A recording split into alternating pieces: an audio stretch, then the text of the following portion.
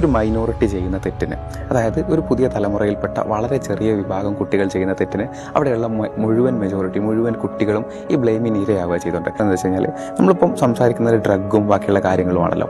നമ്മളിവിടെ ശ്രദ്ധിക്കാതെ പോകുന്ന മറ്റൊരു ഫാക്ടറുണ്ട്.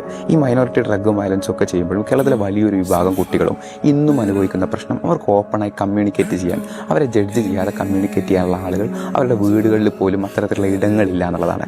അവിടേക്കാണ് നമ്മൾ ഈ ഒരു പേടി നമ്മൾ വീണ്ടും ഇട്ട് കൊടുക്കുന്നത്. തലമുറയാകെ പോയി, കുട്ടികളാകെ പോയി എന്നുള്ള പേടി ഇട്ട് കൊടുക്കുന്നത്. ഈ കുട്ടികൾക്ക് ഉള്ള ഇടം കൂടി ഇല്ലാതാവുകയാണ്.